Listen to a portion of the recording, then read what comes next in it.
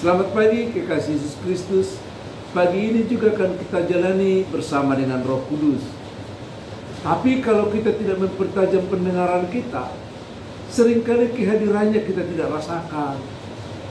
Kita harus mempertajam bagaimana pendengaran kita akan suaranya, bagaimana kehadirannya di dalam hati kita, bagaimana hati kita semakin merasakan kehadirannya. Itulah yang disebut dengan pertumbuhan rohani. Setelah kita menyerahkan diri, setelah kita diberikan jaminan, bahkan setelah kita diyakinkan kalau kita tetap menjadi anak-anak Allah, sekalipun kadang-kadang kita tergelincir. Tapi dalam semuanya itu, dalam pertumbuhan itu, di sesi ini kita akan diingatkan bagaimana kita terus menerus seperti yang kami kumandangkan di Yesaya 50 ayat yang keempat. Kita terus menerus mempertajam pendengaran kita akan firman Tuhan. Untuk itu bacalah Alkitabmu. Cobalah mulai membaca kitab Yohanes. Melalui kitab Yohanes itu kita akan terus menerus dibangun untuk mengenal keilahian Allah, keilahian Yesus Kristus yang ada di tengah-tengah dan ada bersama-sama dengan kita dengan kuasa Roh Kudus. Oleh karena itu kita akan mendapatkan pertumbuhan sebagaimana dikatakan dalam 1 Petrus pasal yang kedua ayat yang kedua. Di sana dikatakan demikian. Dan jadilah sama seperti bayi yang baru lahir, yang selalu ingin akan susu yang murni dan yang rohani, supaya olehnya kamu bertumbuh dan beroleh keselamatan.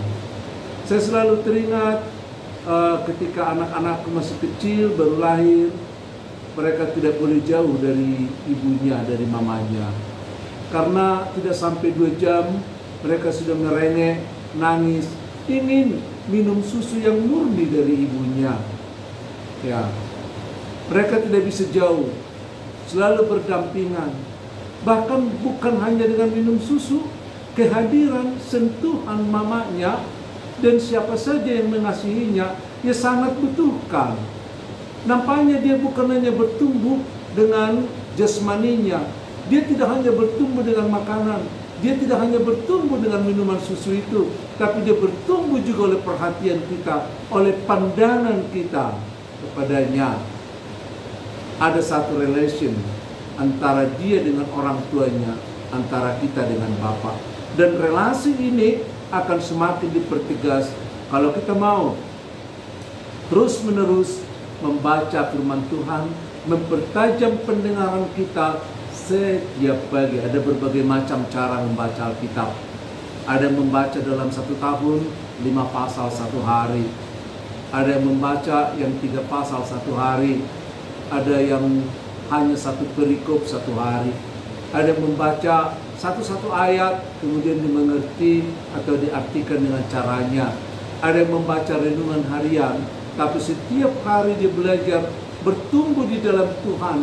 Bukan soal banyaknya kita baca, tapi bagaimana kita menghayati firman Tuhan itu. Itu akan bertumbuh, membuat kita bertumbuh lebih jauh, lebih dalam seperti Tuhan Yesus. Dia bertumbuh jasmaninya, dia semakin dikasihi oleh manusia, dia semakin dikasihi oleh Allah. Ada pertumbuhan jasmani, ada pertumbuhan sosial, ada pertumbuhan rohani yang ada di dalam diri kita. Maka pertumbuhan sosial itu juga akan kita lihat bagaimana kita dalam peribadatan kita. Setiap orang-orang percaya selalu merindukan peribadatan, bukan supaya dia diselamatkan oleh ibadah, tapi dia selalu ingin bersekutu dengan orang lain, karena persekutuan dengan orang lain itu sangat membangun iman kita. Oleh karena itu jangan menjauh dari persekutuan di mana kamu tinggal, apa gerejamu, biarlah kita tetap bersekutu. Karena di dalam persekutuan itu kita akan dibangun. Coba perhatikan Ibrani pasal yang ke-10 ayat yang ke-25. Demikian firman Tuhan. Janganlah kita menjauhkan diri dari pertemuan-pertemuan ibadah kita, seperti dibiasakan oleh beberapa orang.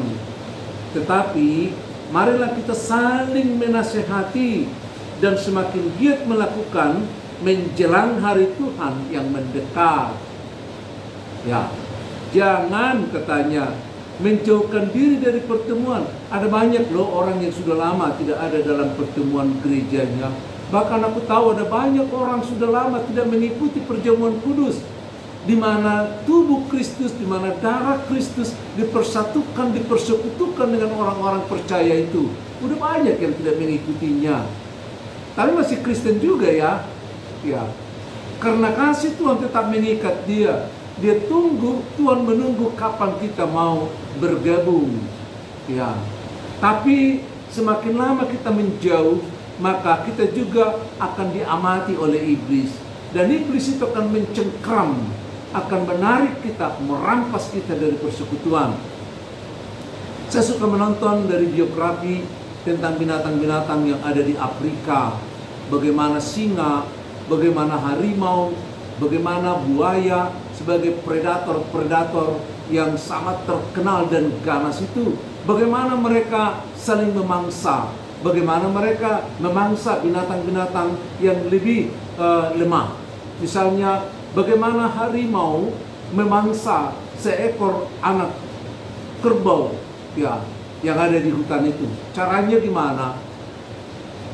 Singa ini atau harimau ini tidak akan mendapatkan satu anak pun dari anak-anak kerbau yang ada itu selama anak-anak kerbau itu ada dalam sebuah persekutuan. Tapi kalau anak kerbau itu atau seekor dari kerbau itu menyimpang dari persekutuannya, ini kemudian yang diblok oleh singa-singa atau harimau itu dan mereka mengeroyoknya. Pernah nonton?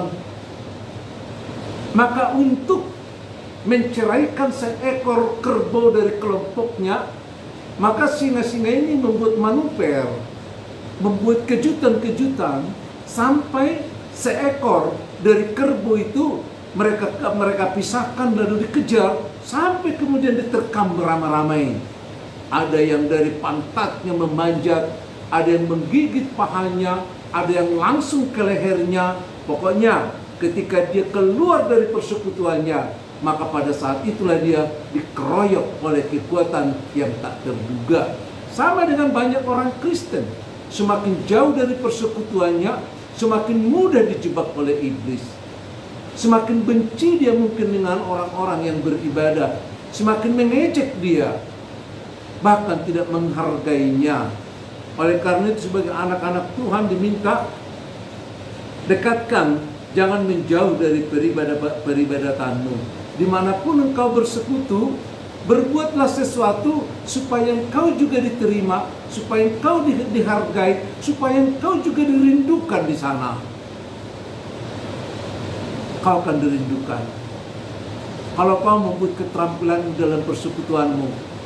Misalnya kau punya keterampilan untuk bernyanyi dan kau memimpin orang-orang yang bernyanyi atau membantu orang bernyanyi. Saat kau tidak ada, pasti kau akan dirindukannya. Saat kau sakit, kau akan pasti akan dicarinya. Maka kita tarik perhatiannya, memperhatikan kita saat kita memperhatikan mereka. Dalam persekutuan memang selalu ada gesekan. Justru gesekan-gesekan itulah yang menguji ketahanan iman kita untuk semakin dewasa, sehingga kita dimampukan untuk saling menerima.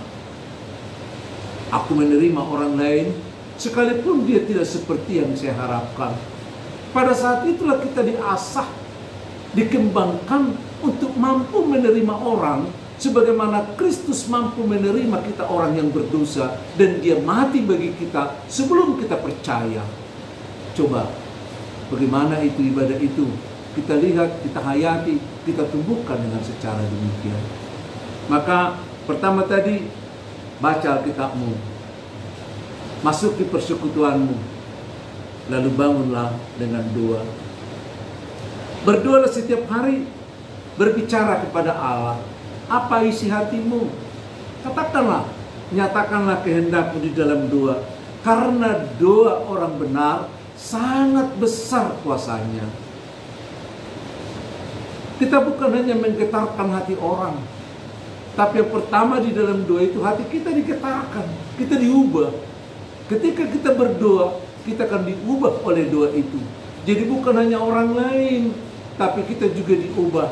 Mungkin kita nggak punya uang, lalu kita berdoa kepada Tuhan agar kita diberkati, agar tangan kita juga digunakannya. Tapi sebelum uang itu hadir di tangan kita, hati kita telah ditentramkan, hati kita telah diatur untuk mampu menerima keadaan bagaimana adanya.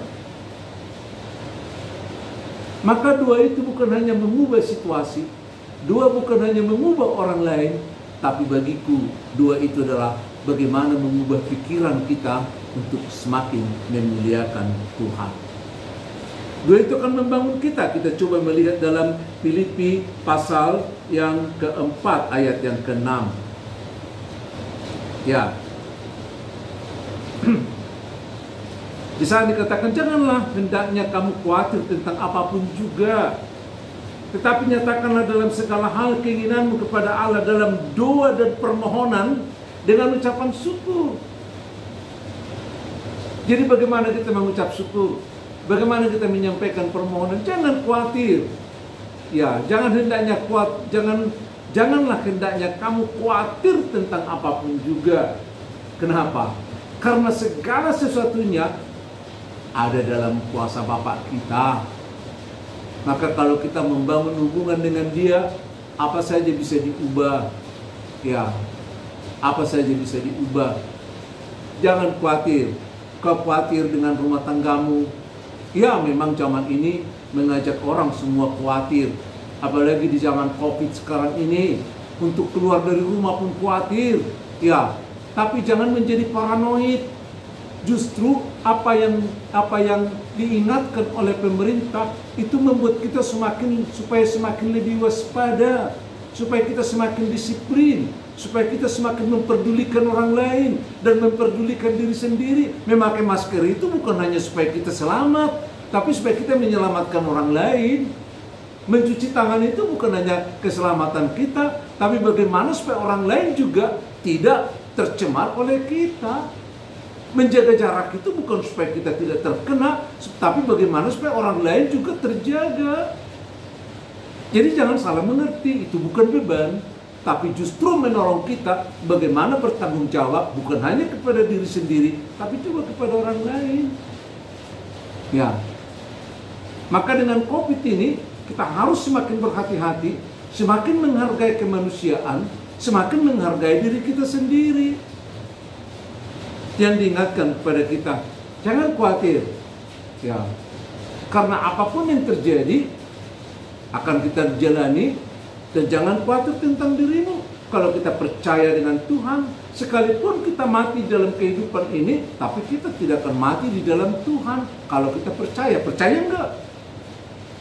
Yohanes 11 ayat 25 mengatakan demikian, akulah jalan dan kebenaran. Barang siapa yang percaya kepadaku, dia akan tetap hidup walaupun dia mati. Percaya enggak? Coba baca ayat 26-nya.